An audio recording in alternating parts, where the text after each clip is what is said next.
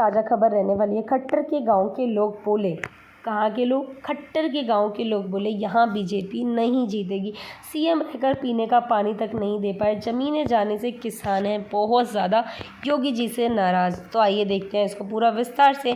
मेरे गांव में बीजेपी कभी भी नहीं आ सकती, वो किसान विरोधी है। खट्टर भले इस गाँव में पैदा हुए हैं लेकिन हम उन्हें पसंद नहीं करते हैं। खट्टर 1-2 बार आए थे, हमने अपनी शिकायतें बताई लेकिन उन्होंने कुछ भी नहीं किया।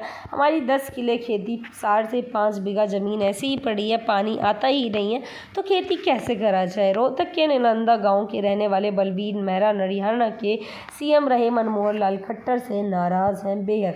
खास बात यह है कि निंदाना मनोहर खट्टर को अभी गांव है, ये वही पैदा हुए थे और उन्होंने यहाँ पे अपनी प्रारंभिक पढ़ाई ख़त्म की थी या फिर पूरी की थी। 85 साल के बलबीर ने खट्टर को उनके बचपन से देखा है लेकिन उनके बचपन के किस्सों की बजाय शिकायतें सुनाने लगते हैं। कहते हैं कि गाँव में पीने का पानी नहीं है, गाँव के बाहर से लोगों को पानी लेने जाना पड़ता है। चकबंदी में किसानों की ज़मीनें गई थी जो आज तक उन्हें वापस नहीं मिली है। अगला है यहाँ पे हरियाणा में विधानसभा चुनाव के लिए 5 अक्टूबर को एक फेज़ में वोटिंग होगी। 2 बार हरियाणा के सीएम रहे और अभी सेंट्रल मिनिस्टर मनोहर लाल खट्टर के गांव निलंदना का चुनाव मिजाज जानने दैनिक भास्कर यहाँ पहुँचा है। गांव में खट्टर के बचपन के किस्से सुनाने वाले तो बहुत कम मिले लेकिन लौटते समय उनकी शिकायतों का पूरा पिटारा भर चुका था। सबसे बड़ी शिकायत क्या थी? गांव में पानी का खारा होना, रोज़ 2 कोस दूर जाके लाना पड़ता है उन्हें पीने का पानी, इतनी दूर जाके। निलंदा गाँव में एंट्री से पहले एक हैंडपंप है, यहाँ बर्तन लिए बच्चों से लेके बुजुर्ग और महिलाओं तक लाइन में लगी रहती हैं कि हमें एक मटका पानी मिल जाए।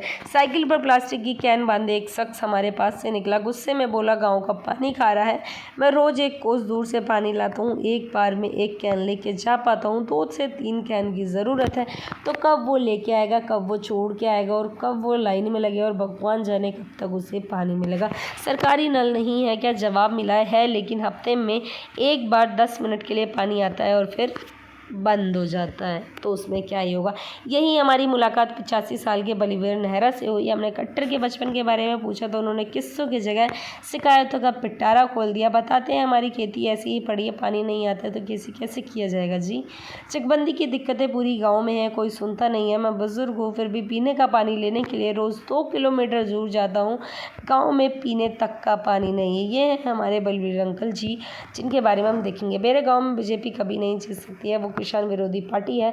हम खट्टर को पसंद नहीं करते हैं। वो 1-2 बार गाँव आए, हमने अपनी शिकायतें भी सुनाई लेकिन उनका कुछ भी नहीं हुआ।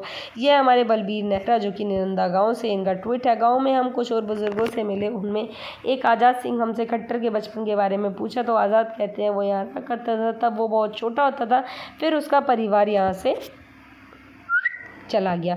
हमने आज़ाद सिंह से पूछा कि क्या मनोहर लाल के बचपन की कोई खासियत या कोई किस्सा याद है? वो गुस्से में बोले कोई याद नहीं है, कोई खासियत भी नहीं है, हमारा सीट में हमसे वो कोई चुनाव नहीं लड़े, हमने भी या उनकी पार्टी को कभी वोट नहीं दिया।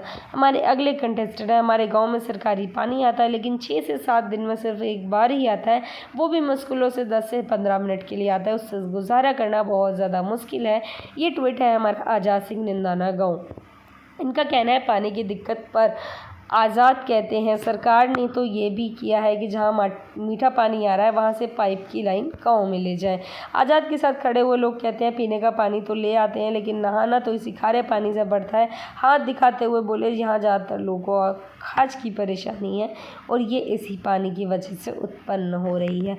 तो ये थी हमारी आज की न्यूज़। आई होप पसंद आया होगा। आप कमेंट बॉक्स में अपनी राय ज़रूर से बताइए कि सरकार इसके लिए क्या बेहतर कर सकती है। धन्यवाद।